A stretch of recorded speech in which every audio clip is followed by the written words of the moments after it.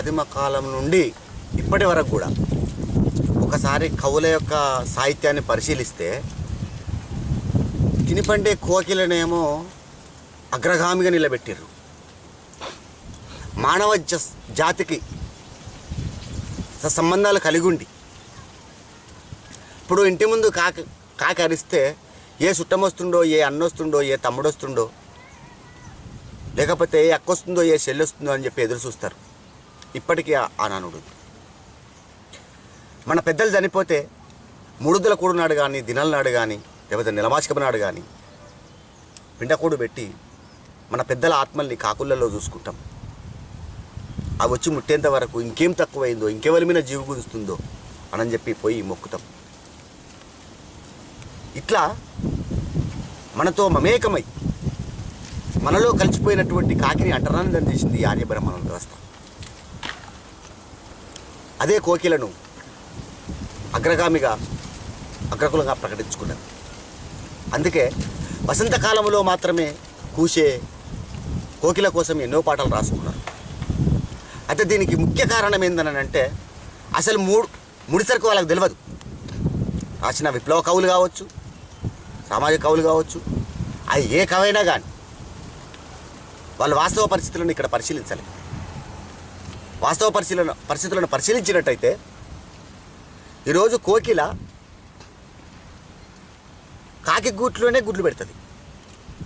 కాకి గుడ్లను తాగి కింద పడేసి మళ్ళీ లెక్కగట్టి దాంట్లో గుడ్డు పెట్టిపోతుంది. అట్లా రోజుకో గుడ్డు పెట్టిపోతుంది. అది రోజుకో గుడ్డు తాగి కింద ఎత్తేస్తుంది, రోజుకో గుడ్డు పెట్టిపోతుంది. ఈ కాకి అమాయకత్వంగా నా గుడ్లే కదా అని చెప్పి పొదిగి పిల్లల చేసి ఎమ్మడేసి ఆ మేత తీసుకొచ్చి పెడుతున్న క్రమంలో, ఎదుగుతున్న క్రమంలో కాకి పిల్లలేమో కాకితో షికారికి వెళ్ళి ఆహారాన్ని సమకూర్చుకుంటాయి. ఈ పనికిమాలిన కోకిల పిల్లలు గూట్లోనే పండుకొని కూ అంటుంటాయి. అంటే కనీసం శ్రమ చేసి ఆహారాన్ని సమకూర్చుకోలేని సోమరిపోతూ కోకిల. దాని మీద ఇట్లా కూస్తుంది, అట్లా కూస్తుంది, దాని రాగం ఇట్లుంటుంది, అట్లుంటుంది అని చెప్పి కవులకు అది వినసొంపుగా కనబడుతుందంట. ఆడకోకిల దీనికోసం అదొరుతుంది, దానికోసం ఇదొరుతుంది. దాని రాగాలు వీళ్ళకు విలసొంపుగా ఉంటాయంట.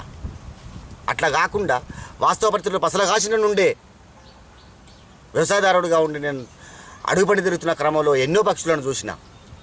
అందులో కాకిని నేను ప్రధానంగా ఎంచుకున్నా. మా జాతికి మానవ సంబంధాలకు దగ్గరగా ఉండే నా కాకి కోసం నేను ఎందుకు రాసుకోకూడదు అనే ప్రశ్న నాకు అప్పుడే తట్టింది. గత 15-20 ఏళ్ళ క్రితమే నేను దాన్ని జనంలోకి తీసుకురావడం జరిగింది. ఓ కాకమ్మ, పుట్టుకతోనే కాలజ్ఞానివై ఈ బంధాలు, అనుబంధాలు, ఆత్మీయతలు, ఈ మిద్దలు, మేడలు కావు కావు కావు అని చెప్పి ఈ ప్రపంచానికి సాటి చెప్పిన మొదటి కాలజ్ఞాని మన కాకి. ఈరోజు ఆ కాకి గురించి స్మరించుకోవడం, నేను దాన్ని నా గొప్పతనంగా భావిస్తున్నా. నా జాతి పక్షిగా నేను దాన్ని ప్రకటించుకుంటున్నా. కాకమ్మ, ఈ లోకము నీకెంతో రుణముందమ్మా, కన్నమ్మ కడుపు గాలిన సాదే గుణమే నీదమ్మా, లోకాన తొలి గురువు నీవమ్మా,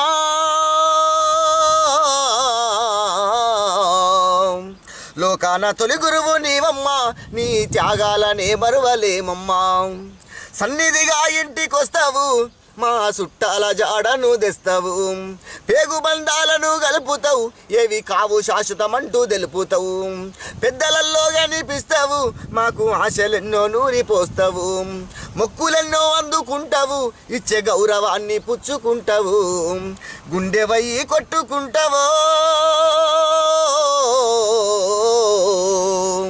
గుండెవై కొట్టుకుంటావు, వచ్చి పిండ కూడును ముట్టుకుంటావు, కాకమ్మ ఈ లోకము నీకెంతో రుణముందమ్మా, కన్నమ్మ కడుపు గాలిన సాదే గుణమే నీదమ్మా,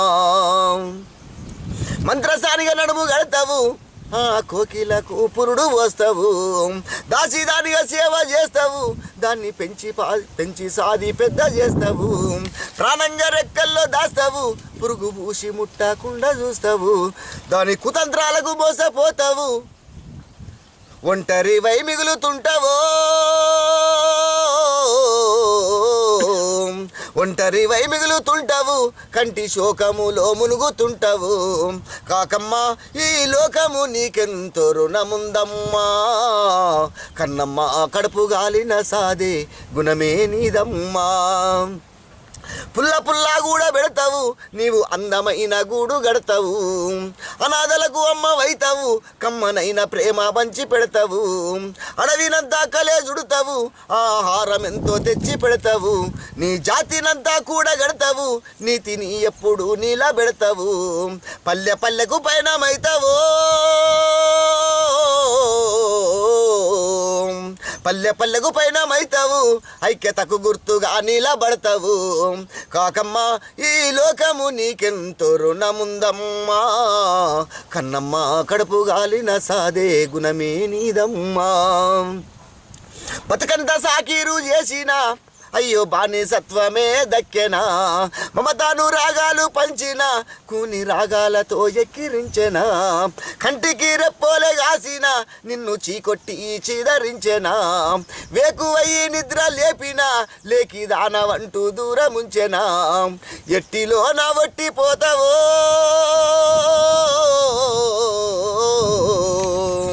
ఎట్టిలో నా వట్టిపోతావు, నుదుటి రాతంటూ సరిపెట్టుకుంటావు. కాకమ్మ ఈ లోకము నీకెంతో రుణముందమ్మా, కన్నమ్మ కడుపు గాలిన సాదే గుణమే నీదమ్మా. కారు మబ్బులు నీ ఆకారము, కటిక చీకట్లు నీ ప్రతిరూపము. కంటిలో నీ పాప చందము, నీది కాటుక బుట్టంత అందము. వీడని నీ అనుబంధము, తల్లి ప్రేమకే శ్రీకారమందుము. నీ ఖ్యాతిని కొనియాడుకుందుము, యాడ నీ పాటనే పాడుకుందుము. వేల వేల దండాలందుము,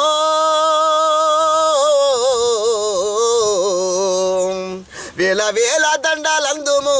కాలజ్ఞానివని కొలుసుకుందుము. కాకమ్మ ఈ లోకము నీకెంతో రుణముందమ్మా, కన్నమ్మ కడుపు గాలిన సాదే గుణమే నీదమ్మా. లోకాన తొలి గురువు నీవమ్మా, లోకాన తొలి గురువు నీవమ్మా. నీ త్యాగాలనే మరవలేమమ్మా, నీ త్యాగాలనే మరవలేమమ్మా. ఈరోజు మనం ఎక్కడైనా ఏ ఊర్లలో చూసినా, ఏ పల్లెలో చూసినా, లేకపోతే ఏ తల్లిని పలకరించినా, అవ్వా నీకు ఎంతమంది బిడ్డలు కొడుకులు అంటే, నాకేం తక్కువ బిడ్డ, నాది కాకి బలగం అంటారు తప్ప కోకిల బలగం అన్నారు. ఇది ఇప్పటికీ పల్లెల్లో నానుతున్న పదం. ఆ కాకికి నా జాతికి ఉన్న సంబంధం అది. అందుకే కాకికి నేను ఎప్పుడు కృతజ్ఞతలు చెప్తూనే ఉంటా, కాకి గొప్పతనాన్ని పాడుతూనే ఉంటా. ఈ చరిత్రగా దాన్ని అందిస్తూనే ఉంటా. జనం టీవీ తెలుగును సబ్స్క్రైబ్ చేయండి, షేర్ చేయండి, బెల్ ఐకాన్ను యాక్టివ్ చేయండి.